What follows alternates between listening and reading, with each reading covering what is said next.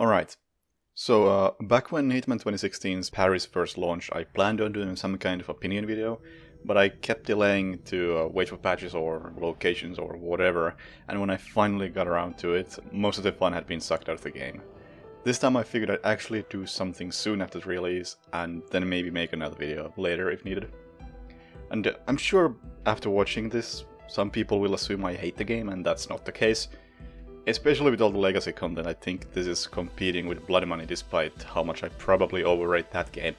I'm just a cynical asshole, so I'll be doing a lot of complaining. So far I've played Hitman 2 for about 60 hours, my global level is around 140 and I've maxed out mastery on all of the new locations. Most of the time I've played on professional difficulty and I've kept mission stories off the entire time. I played Coast mode for about 10 hours and briefly tried some of the legacy locations, and I have not touched Contracts mode or Sniper Assassin at all, as they just don't interest me at all. But I did make a video on Sniper Assassin when it was released as a pre-order bonus some months ago, if you are interested in that. Anyway, with all that done, I think I've seen enough to form a proper first impression. Most things in the game are obviously very similar or slightly improved from Season 1, which is what I expected and did hope for also, so I'm not gonna go into too much detail about that. The core was good to begin with, you know what it was about, it's still good. But I do want to highlight a few things that I really appreciate. So let's start with some good stuff. And let's get this out of the way first, the view cones feel way better than they did in Season 1. There still have been some questionable instances where I've been spotted through a window by a guard who's 2 floors below me, but as a general rule, the view cones feel pretty fair and that alone makes me prefer this game over Season 1. The map now shows markers for various areas, and when those areas are visited, the markers are replaced with the area's name. That might seem like a small thing, but it makes the map much more useful, as not only does it make it easier to get an idea of where everything is, but on the first few playthroughs when you don't know the map well yet, you can just use the markers to see where you haven't been and explore those areas. Very nice touch overall, I like it. Hiding in crowds and foliage works very smoothly and feels natural. You can tell a mechanic fits in well when you start actively using it without even thinking about it, and that's been my experience with this. It's not a mechanic I would have cared to ask for, but I would definitely miss it if it was removed. The crosshair is now always on screen when a gun is equipped, and that makes lining up quick shots a lot nicer than before. Aiming itself is a little buggy at the moment, as the aim keeps going up on its own when you start to aim, but I would expect that to get patched soon. Combat overall is a lot more fun, mostly because 47 is not a tank anymore, and there's an actual risk of dying. Plus the weapons feel much more powerful than before. If I get into a combat situation, I usually try to loot a rifle from an enemy because unlike in Season 1, they actually feel more suited for combat than pistols. I also like how instinct can be used while shooting. It's surprisingly satisfying since the enemy highlight goes away on kill. While the combat is improved, it also leads me to some of the bad stuff I want to highlight. The bad part about the combat is that there are now some obviously fake bullet sound effects that just don't work. I've been in a room with no enemies in sight and heard tons of bullets flying right past me and watched as civilians nearby just ignore it all because there are actually no bullets. It's also pretty unclear what triggers combat starting and ending. It seems like sometimes a guard who neither has the enforcer indicator above him nor appears orange on instinct just instantly aggroes when I get close. It only seems to happen when I've already messed up a bunch, and it's possible I just don't understand the systems well enough, but something definitely feels off. NPC reactions to audio distractions also don't seem to quite work. Most of the time when they don't work correctly, an NPC from 100 meters away decides to hear some close combat and investigate, or you throw an item as a distraction and instead of luring the guy next to you, someone from the other side of the building comes to check it out. It's not very frequent, and I haven't looked much into that either, so I can't tell what exactly is wrong with it, but it does feel like something is off here as well. Diana. Oh my god, Diana. I didn't mind her in Season 1, but in Patient Zero there were some bits where I thought she talked more than necessary. In Hitman 2, she does not shut up. It's fine for a playthrough or two, but having to listen to her explain everything that happens every time it happens gets really obnoxious. Did you know there is a new resident in the Mumbai Charles? Don't worry, Diana will tell you every damn time you enter the area. Not only do Diana's lines get repetitive, they can also be condescending and poorly timed. On multiple occasions I've been listening to an NPC talk about a clue and had Diana jump in to repeat what was just said before the NPC is even completely done talking. Come on, can you cut down on the backseating? There really needs to be some option to mute her, because she's only going to get more annoying over time. And finally, the rating system is still complete trash. I've talked about this before, but long story short, it's far too binary and punishes especially new players way too harshly. Really disappointing, as I was expecting this to be changed. Alright, so Ghost Mode. Overall I think it's a bit of a letdown. The ways you can interact with your opponent are so limited that if at any point you end up behind in score, there's very little you can do to catch up besides hope that the opponent makes a mistake. That combined with the limited amount of randomness in pickups and targets, I don't think there's much of a lasting appeal here. Plus the current matchmaking is pretty frustrating as there's no way to forfeit a match, and no penalty for just quitting mid-match, so matches have a tendency to end due to poor connection. And I can't blame people for quitting because, like said, catching up is more up to the opponent screwing up than you playing well. While I had a very solid win rate when playing normally, I could relate to the quitters when going for the win a duel with accident kills only challenge. Going for that meant putting myself in such a disadvantage that there was hardly any point in even playing if the opponent was at all competent.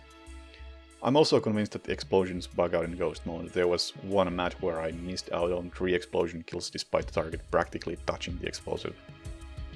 It was a very tense and interesting game mode for a few hours, but the appeal wore off quickly, and as it is right now, I don't think I'll be playing Ghost Mode much more.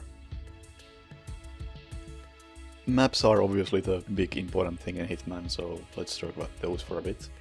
But before I say anything specific about any map, I gotta say I like how there's a ton of variety between them and none of them feel like an inferior version of another map. Starting locations and exits overall also feel better designed than in Season 1. A little thing I liked about Paris and Hokkaido is that none of the starting locations were undercover as a guard, so you couldn't just have a weapon out right from the beginning. In the new maps, Mumbai is the only one with guard starting location, but that map also has like 13 starting locations anyway, so the 2 that do allow guns don't stand out too much. Exits are even more improved. They seem to be absolutely everywhere and it rarely feels like an exit is needlessly far away. To balance that, a lot of the exits require having a specific item or disguise, which typically aren't too annoying to get either. And I guess that actually applies to most cases where you need some item to do something. The items have been in mostly logical places and not on the other side of the map, so good stuff there. The biggest criticism I can give to the maps in general is that they seem to have gotten even bigger than before, and it's getting to the point where playing just a single mission takes quite a lot of effort, and in Hitman 3 I'd honestly like to see more of a mix of huge and small maps. Anyway, the maps. For a prologue, Hawke's Bay is alright, but I think calling it a full mission would be a stretch. As said, there's nothing wrong with having smaller maps, and the beach house's layout is not bad either, plus the visuals are nice, but Nightcall as a mission just doesn't hold up well. The target's routine just isn't interesting because she doesn't really have a loop you can mess with, but instead she just goes through this slow routine once, and that just kills the replay value for me. Fortunately, the rest of the maps are all great. I'm not gonna go into too much detail about them, but they all accomplish what they are trying to do, and as said, there is a decent amount of variety. While Miami is probably my favorite by a small margin, I do want to give a shout out to Mumbai because I expected to dislike it because of the visuals and how the layout seemed at first look, but it has some of my favorite bits in it. It could have turned out similar to Marrakesh, where 2 targets are on opposite sides of the map and there are limited ways to get to them, but both of those areas are much more fleshed out than the ones in Marrakesh. The Rangan Tower especially could easily be its own level, plus Rangan as a character may be the best target in the game as far as writing goes. Mumbai also had the best use of level exits I've seen. I couldn't afford a taxi because it cost 2 coins and I only had 1, so I walked a bit farther down the street and found another taxi that would give me a ride for just 1 coin. What a great detail, I absolutely love that. Isle of Sgale doesn't quite live up to the previous 4 maps, but it's still very good. Initially it's insanely overwhelming and probably the most difficult map to learn in the entire series, but after a few playthroughs I think part of that complexity comes from the dark and samey visuals. In Santa Fortuna, for example, the town, the mansion and the coca field all look and feel very different from one another, but in scale most areas, understandably, look like a castle. Some parts are more worn than others, but a castle is still a castle. The challenges in the scale are also really weak. In the other maps I maxed out mastery but still wanted to keep going, because there were interesting sounding challenges that I wanted to look into. But in scale I got to maybe level 15 before the challenges got boring. I've talked about this before, but throwing 47 bodies into the sea isn't a challenge, that's busy work. As for the legacy maps, I've barely touched them, but it doesn't seem like much has changed. Visually, Sapienza isn't as vibrant and Bangkok isn't as orange as they used to be, which is pretty disappointing, plus all maps suffer from excessive bloom that can't be turned down. There are also some new guards in security rooms, at least in Hokkaido and Sapienza, but that's something I can agree with. The big disappointing thing about the legacy maps is that most of the simple and obvious improvements that could have been made are not there. You still need to get Hokkaido Mastery to 20 before unlocking loadout slots. The bonus maps still only have one starting location despite what I was allowed to believe, and Freedom Fighters still only has one exit. But at least Freeform Training and the final test now have proper score screens, which is something I've been hoping for, so thanks for that, IO. The last thing I'm gonna talk about are the menus and the UI, because they are just asking for some negative attention. While most of the game is very, very good, the menus are all around very, very bad, and I was led to believe that this too was something that would be changed for Hitman 2. I was willing to excuse the bad menus in Season 1, because there wasn't much content to be displayed when only Paris was out, and after that the menus became a low priority issue. But this time there's no excuse, and the menus are actually worse than before. Maybe some of this stuff is worse because I use mouse and keyboard, but I refuse to believe that this kind of design is good for controllers either. I'll start with the locations menu because I think that's one of the most important menus, as it's the one that's used to replay any mission. I always thought the tiles we had in Season 1 were not space efficient enough, and the menu would have been better off just by having a list of locations and you'd see the picture when you highlight the option. And that's what they did! Except they made the list horizontal, and with the legacy location it's twice as long, so it's actually much worse than it used to be. If you just had a simple vertical list, you could easily fit not just the list of locations, but the list of missions.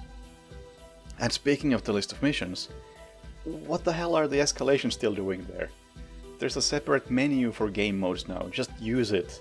They don't clutter the missions menu too much right now, but once the old escalations get ported over, bonus missions are once again going to get buried behind tens of escalations. And that leads me to the overall tile-based design, which is used everywhere in the menus. Just why?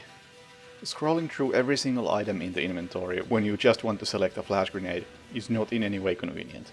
Plus, for whatever reason, the images of items are still stored server-side, so opening the items menu always takes way longer than it should. Also, I can't be the only person who just doesn't use half of the save slots because they're annoying to scroll to, can I? The only screen where the tiles look nice is the new post-mission challenge screen, and even in that I think it should be possible to highlight the challenges and see what they're about. And now that we got the post-mission stuff, the score screen is also absolutely terrible. Why is there a giant picture of 47 when the screen is missing so many actual useful things? Say I messed up at the end of the mission and want to load the latest save. What do I press? I know I won't press the load button as that doesn't exist. Replan, start mission over, then load? Or go to the next mission's briefing, return to the main menu, and then load? That's not exactly intuitive. And what if I want to play some other mission next? What do I select? I won't go to the mission select as such screen doesn't exist. And in order to properly see the score at the end, you need to go to a separate detailed score view, except it's not at all detailed, because the rating system is still the same binary crap as before, just hidden in another view. And since I mentioned the rating being hidden, I must point out that there is still no way to check if your rating changes during gameplay, nor are there clear notifications for it. There is a setting that gives you constant notifications about points you get for opening doors and picking up keys, but there is no way to get a clear notification about losing the Silent Assassin rating. And despite not being interested in door opening points and such, I still keep those notifications on, because they also include info on things like known targets killed and accident kills. And that stuff is actually fairly useful to me, and it doesn't appear anywhere else during gameplay. And that leads me to other UI problems during gameplay. The minimap colors are worse than before, as now enforcers are marked as white dots against a light grey background. The full map doesn't fit on screen at once, and could really use another level of zoom. Also, there's still no separate key to actually access the map quickly. When opening locked doors, the default item is still either the crowbar or the lockpick, instead of the actual key. And the game still automatically pauses when you tab out, which is a feature nobody ever asked for. I could keep going on about how bad the menus are, but let's not.